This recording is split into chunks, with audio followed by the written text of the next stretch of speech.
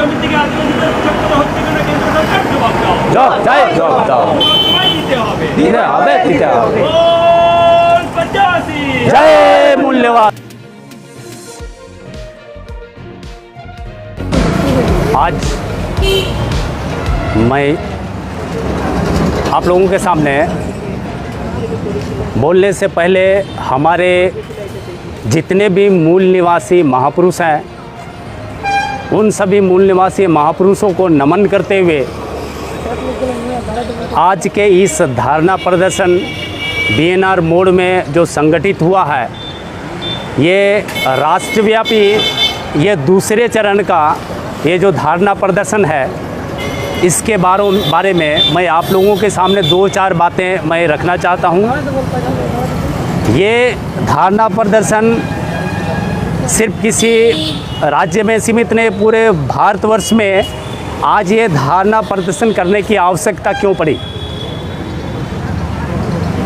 ये जो धारणा प्रदर्शन दूसरे चरण का ये चरणबद्ध तरीके से हमारा मूल निवासियों का और आज जो आदिवासी राष्ट्रीय एकता परिषद की ओर से आज जो धारणा प्रदर्शन संगठित किया गया है, उसका जो मांग है, उन मांगों को लेकर के मैं ये कहना चाहता हूँ कि आज हम देखते हैं कि हमारे भारतवर्ष में आदिवासियों का जो जल जंगल और ज़मीन की जो लड़ाई है, कभी कभी आदिवासी ये लोग जो दूसरे जो बाहरी लोग हैं, जो बाहर से यहाँ पर आए हैं, हमारे आदिवासियों को विभ्रांत करने के लिए, उनकी पहचान को मिटाने के लिए उनको आदिवासी नहीं कह करके उनको मूल वनवासी नाम दे करके उनको विभ्रांत करना चाहते हैं। लेकिन मैं ये जो शब्द है आदिवासी शब्द का जो ये है व्याख्या मैं आपके सामने बोलने की ज़रूरत इसलिए महसूस करता हूँ। आदिवासी कहने का मतलब है कि ये ऐसे ही एक जनजाति है जो कहीं बाहर से नहीं, ये किसी प्रदेश से नहीं है, किसी खंड से नहीं, भूगोल का जो खंड है हमारे पूरे विश्व में ये कहीं बाहर से आए हुए लोग नहीं हैं।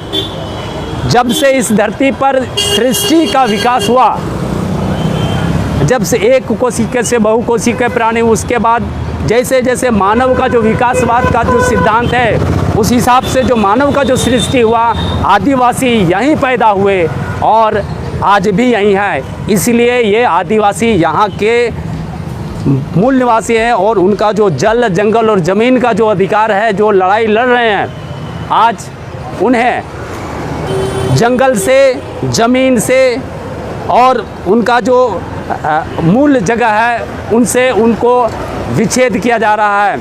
या तो वो किसी मॉल के नाम पर, या मूर्ति बनाने के नाम पर, डैम बनाने के नाम पर, एरोड्राम बनाने के नाम पर, और बहुत सारे जहाँ खनन होते हैं। हमारे भारत देश में जो खनिज संपदा है, अगर कोई खनन करना हो तो वो आदिवासियों के ज़मीन को ही चुना जाता है और उनको वहाँ से उच्छेद कर दिया जाता है। दिसंबर महीने के 1996 साल में PESA act, the provision on the panchayat extension to the bill schedule area bill, ये 1996 साल के दिसंबर महीने में एक हमारे पार्लियामेंट में एक बिल आया था, जिसमें दोनों सदन के सहमति के बाद ये एक कानून बना था, पेसा कानून। इस पेसा कानून के अंतर्गत जो हमारा जो शेड्यूल एरिया है, जहाँ पर जनजातियों की 50% से ज़्यादा, 50% से ज़्यादा जनसंख्या हो, वहाँ पर वो शेड्यूल एरिया घोषित किया जाएगा। और वहाँ पर अगर किसी तरह का उत्खनन करना हो, किसी भी कंपनी को, या वो सरकार हो, केंद्रीय सरकार हो या भारत सरकार हो, अगर उसको उत्खनन करना हो, वहाँ से संपत्ति निकालना हो, तो वहाँ की जो ग्राम सभा है उनका अनुमोदन, उनका सिफारिश के बिना वो वहाँ उत्खनन नहीं कर सकते। ये पेसा कानून बनाने का मुख्य उद्देश्य ये था कि वहाँ के लोगों का जीवन स्तर, उनका स्वायत्त सत्ता हो, ग्राम सभा मजबूत हो, और उनका जो एक मुख्य धारा में, हमारे देश के मुख्य धारा में जो मूल निवासी है, वो मुख्य धारा में पुनः वो एक समरसता में आ सके, इसलिए ये कानून बनाया जा रहा है। लेकिन वर्तमान में हम देख रहे हैं, आप बस्तर में देख लीजिए, छत्तीसगढ़ में देख लीजिए, महाराष्ट्र में देख लीजिए, गुजरात में देख लीजिए, कहीं वल्लभ पटेल की मूर्ति बनती है तो हज़ारों हजार आदिवासियों को वहाँ से उच्छेद कर दिया जाता है। हमारे छत्तीसगढ़ में वहाँ पर हीरे की, मध्य प्रदेश में हीरे की खान होगी तो वहाँ के आदिवासियों को वहाँ से उच्छेद किया जा रहा है। झारखंड में कोयले की खदान होगी, आदिवासियों को उच्छेद किया जा रहा है। उड़ीसा से झारखंड के गोड्डा में कोयला आएगा, रेल लाइन बिछाना हो, आदिवासियों के ज़मीन को वहाँ से आदिवासियों को खदेड़ कर उनके ज़मीन पर रेल की लाइन बिछाया जा रहा है। ये जो लड़ाई है, ये मूलभूत लड़ाई है।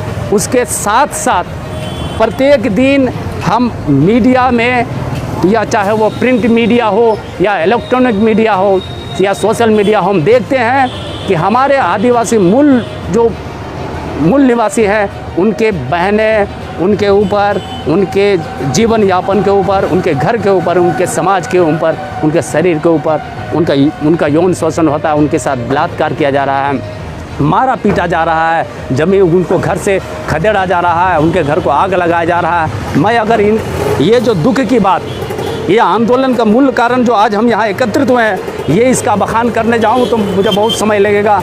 तो आज हमारा मूल निवासी जो है आज जागृत हैं और इसलिए आज हम लोग यहाँ पर आज BNR मोड़ में आज धरना प्रदर्शन में यहाँ इकट्ठा हुआ है।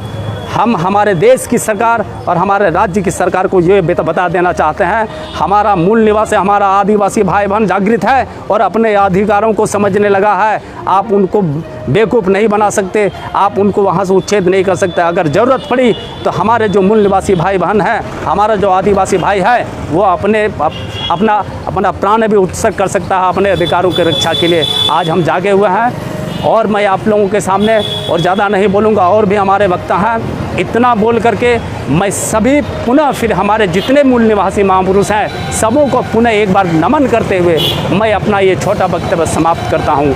जय मूल निवासी, जय मूल निवासी, जय मूल निवासी। जवाब दो, जवाब दो, जवाब दो। तुम्हें दीते হবে, দিতে হবে। জঙ্গল জমি থেকে উৎখাত করা হচ্ছে কেন কেন্দ্র সরকার জবাব দাও। জবাব দাও। জঙ্গল জমি থেকে আদিবাসীদের উৎখাত করা হচ্ছে কেন কেন্দ্র সরকার জবাব দাও। জবাব দাও। তোমায় দিতে হবে। দিতে হবে। बोल 85 जय मूल्य